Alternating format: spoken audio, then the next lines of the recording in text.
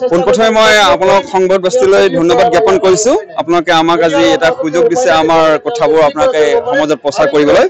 চাওক, আপোনালোকে জানে চাগে 2012 চনত এক ঐতিহাসিক সিদ্ধান্তেৰে অসমত পোনপ্ৰথমবাৰৰ বাবে টেট পৰীক্ষা পাতি প্ৰথম পৰ্যায়ত 26,111টা পোষ্ট আৰু দ্বিতীয় পৰ্যায়ত প্ৰায় 15,000 পোষ্ট, এইখিনি পোষ্ট আমাক তেতিয়া দিনৰ শিক্ষামন্ত্ৰী কিন্তু বৰ্তমানৰ মাননীয় মুখ্যমন্ত্ৰী হিমন্ত বিশ্ব শৰ্মা ডাঙৰীয়াই আমাক নিয়োগ কৰিছিলে এক নতুন যুগৰ সেনানী হিচাপে।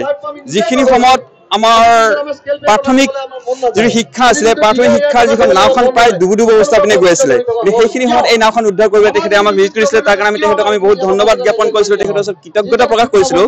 কিন্তু তেখেতে আমাক কৈছিলে যে আপোনালোকে চিন্তা কৰিব লাগে। প্ৰথম অৱস্থাত তেখেতে আমাক এটা ঠিকাভিত্তিক শিক্ষা হিচাপে নিযুক্তি দিছিলে প্ৰায় 14,000 টকা দৰমহাৰে।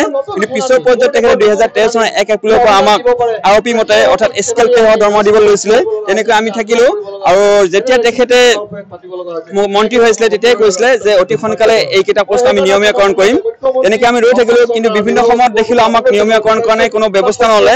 পিছৰ পৰ্যায়ত আমি অবাধ্য স্বত্বেও বুজিছেনে, নিজৰ অনিচ্ছা স্বত্বেও আমি আন্দোলন কৰিবলৈ গৈছিল। পিছৰ পৰ্যায়ত তেখেতে কৈছিলে, যেতিয়া তেখেতে আপোনাৰ বিজেপি দলত যোগদান কৰি আহিছিলে তেতিয়া কৈছিলে যে এই শিক্ষকসকলক আমি প্ৰথম কেবিনেটতে নিয়মীয়াকৰণ কৰিম, কিন্তু তেখেতে আজিলৈকে আমাক নিয়মীয়াকৰণ নকৰিলে।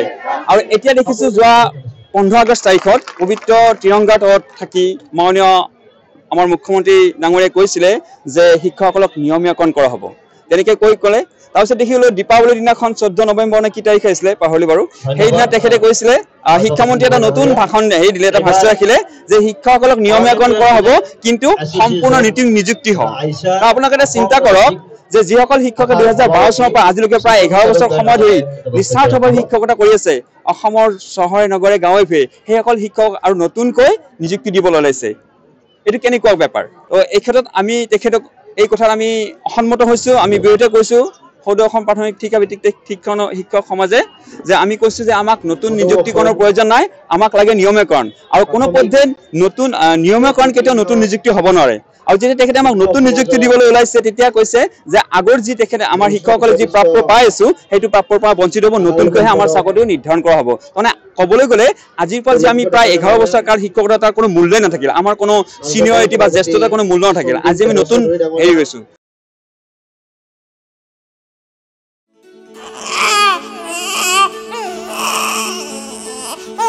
অভিনন্দন, আপোনাৰ এজনী ছোৱালী জন্ম হৈছে।